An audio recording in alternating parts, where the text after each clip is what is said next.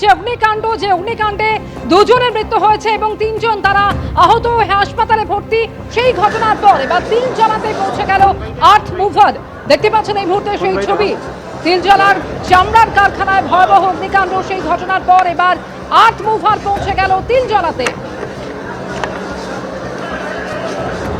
ইতিমধ্যেই বেআইনি কারখানা বিষয়ে যাবতীয় পদক্ষেপ করছে নতুন সরকার। পার্থপ্রতিম ঘোষ সরাসরি আমাদের সঙ্গে রয়েছেন। পার্থপ্রতিম, দেখতে পাচ্ছি আমরা আর্থ মুভার সেখানে পৌঁছে গিয়েছে। দেখো, একের পর এক দেখতে পাচ্ছ পর পর একাধিক আর্থ মুভার বা বুলডোজার সেটা কিন্তু পৌঁছে গেছে। এই মুহূর্তে তিলজলায় আমরা রয়েছি জিজে খান রোডে, এবং সেখানে বুলডোজার পৌঁছে গেছে যে বাড়িতে গতকালকে অগ্নিকাণ্ডের ঘটনা ঘটেছে সেই জায়গায়। এবং আমার সহকর্মী পার্থপ্রতিম রায়কে দেখাতে বলবো ছবিটা। একেবারে কেন্দ্রীয় বাহিনীকে সঙ্গে করে নিয়ে বিশাল পুলিশ বাহিনী তারা কিন্তু এই মুহূর্তে এসে পৌঁছেছে। তুমি দেখেছো যে একেবারে সরকারের তরফ থেকে কড়া বার্তা দেওয়া হয় যে বেআইনিভাবে যে কারবার চলছে সেটা কিন্তু চালানো যাবে না। এবং তার পরবর্তীকালে একেবারে এই যে বাড়িতে আগুন লেগেছে সেটা বলা হয় যে বেআইনিভাবে কিন্তু এখানে কারবার চলছিল।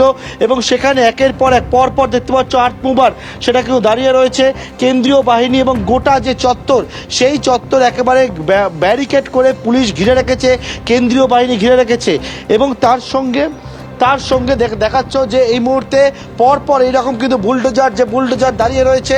এবং আমি আমার চোখের সামনে এই মুহূর্তে একটা, দুটি, তিনটি বুলডোজার, বাইরে আরও দুটি, প্রায় 5টির মতো বুলডোজার কিন্তু এসে পৌঁছেছে। এটা হচ্ছে তো যে জায়গায় আমরা দাঁড়িয়ে রয়েছি, যে জায়গায় গতকালকে অগ্নিকাণ্ডের ঘটনা ঘটেছিল, এই যে বাড়ি, সেই বাড়ির সামনে একের পর এক বুলডোজার নিয়ে ডিএমজি কলকাতা পুলিশের বিপর্যয় মোকাবিলা বাহিনী তারা কিন্তু পৌঁছে গেছেন। এবং যে বিষয় সেটা হচ্ছে যে বেআইনিভাবে কারবার চলছিল এবং সেখানে দুজনের মৃত্যুর মতো ঘটনা ঘটে।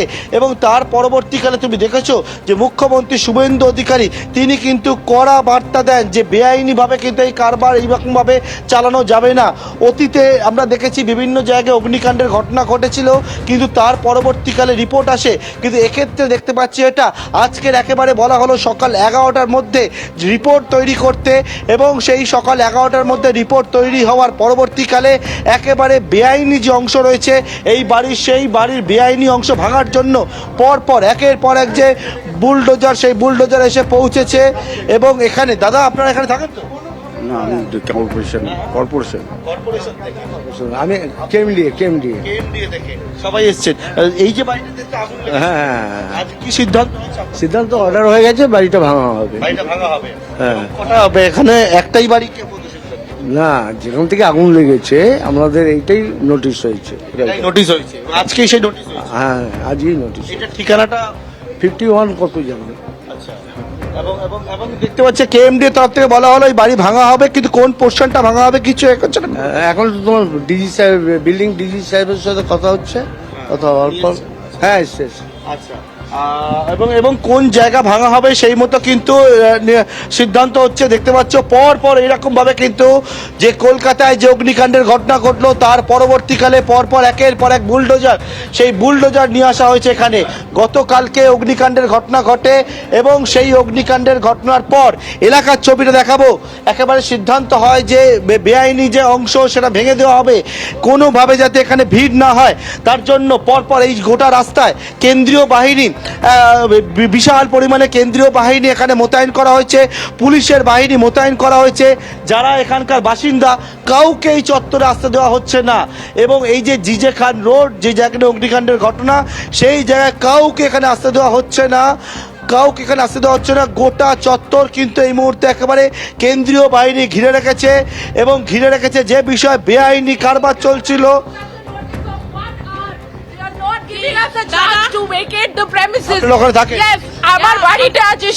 এখানে যে কারখানা চলছিল বেআইনি ভাবে কতদিন ধরে? ফ্যাক্টরি লাইসেন্স আছে দাদা, ট্রেড লাইসেন্স আছে দাদা, প্রপার্টি ট্যাক্স পে করে দাদা, স্যাংশন প্ল্যান আছে দাদা, বিল্ডিং ডিড আছে, কিন্তু একেবারে তদন্ত যেটা রিপোর্ট, ফ্যাক্ট ফাইন্ডিং যে রিপোর্ট, সেই রিপোর্টের পরবর্তীকালে উঠে এসছে যে বেআইনি ভাবে কিন্তু এখানে কারবার চলছিল।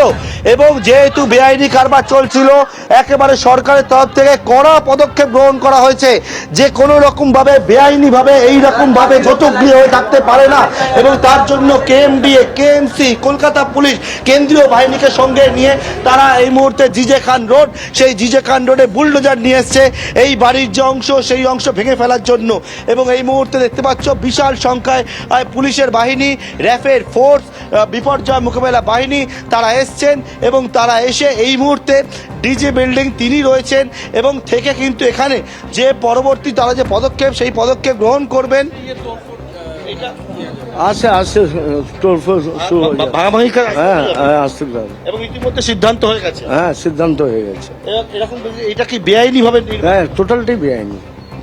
আপনারা তো কেএমসি তে না আমাদের কেএমডিএ থেকে KMDA পাঠিয়েছি। এবং কেএমডিএ রয়েছে কেএমডিএ আর কেএমসির যৌথ উদ্যোগে এগুলো হচ্ছে। একবার শুনতে পারলে যে কোন অংশটা কিছু সিদ্ধান্ত হয়েছে টোটালটাই টোটাল বাড়িটাই এবং কদিনের মধ্যে ভাঙবে যতদিন টাইম লাগবে ভাঙতে তো টাইম লাগবে সেফটি মেজার করে একদম ঘিঞ্জি এলাকা। এবং যে আগুনটা লেগেছিল ভেতরে তো আপনারা গেছিলেন দেখলেন? হ্যাঁ দেখলাম মানে পুরো মানে ঘিঞ্জি পুরো ঘিঞ্জি। কোনো ফায়ার ব্রিগেডের কোনো পারমিশন নেই কিছুই নেই। কিচ্ছু নেই। এটা কড়া পদক্ষেপ হ্যাঁ কড়া পদক্ষেপ।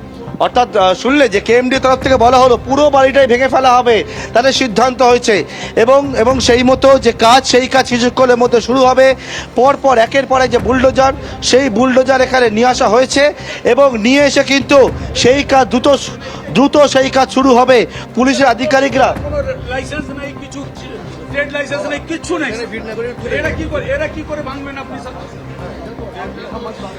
যারা এখানকার কয়েকজন রয়েছেন তাদেরকে পুলিশ একেবারে নির্দিষ্ট যে তাদের কাছে যে নির্দেশ রয়েছে সেই নির্দেশের কথা কিন্তু একেবারে বলে দিচ্ছেন এবং দেখতে পাচ্ছ গোটা যে চত্বর সেই চত্বর চারিদিকে পুলিশ একেবারে ঘিরে রেখেছে এবং পুলিশ প্রশাসনের তরফ থেকে যেটা বলা হচ্ছে তারা কড়া পদক্ষেপ গ্রহণ করছে যে যেরকমভাবে যৌতুকগৃহ হওয়ার মতো দৃশ্য আমরা দেখেছি কলকাতা শহরে যেরকমভাবে একের পর এক অগ্নিকাণ্ডের ঘটনা গতকালকে অগ্নিকাণ্ডের ঘটনা 5 জন তাতে আহত হয়েছে অগ্নিদগ্ধ হয়েছে 2 জনের মৃত্যুর ঘটনা ঘটেছে এবং তার পরবর্তীকালে একেবারে গতকালকেই কিন্তু 4 সদস্যের একটা কমিটি গঠন করা হয় এবং সেই কমিটি যে রিপোর্ট দেয় আজকে সকাল 11টার সময় সরকারের কাছে সেই রিপোর্ট পাওয়ার পরবর্তীকালে কিন্তু সিদ্ধান্ত হয়েছে এই বাড়ি ভেঙে ফেলার বিষয় এবং এখন পুলিশ গোটা বাড়ির যারা রয়েছে তাদেরকে খালি করে দিয়েছে এবং খালি করে দিয়ে পুলিশ জানাচ্ছে কিছুক্ষণের মধ্যে তারা কিন্তু এই বাড়ি ভাঙার যে কাজ সেই কাজ শুরু করবে। একেবারেই তুমি আমাদের সঙ্গে থাকো। মুখ্যমন্ত্রীর কঠোর পদক্ষেপের নির্দেশের পরই পৌঁছে গিয়েছে বুলডোজার, প্রচুর পুলিশ, কেন্দ্রীয় বাহিনী, র্যাফ রয়েছে। বিল্ডিং প্ল্যান না থাকলে অবৈধ কারখানা একেবারে ভেঙে ফেলতে হবে, সব নির্দেশ দিয়েছেন মুখ্যমন্ত্রী।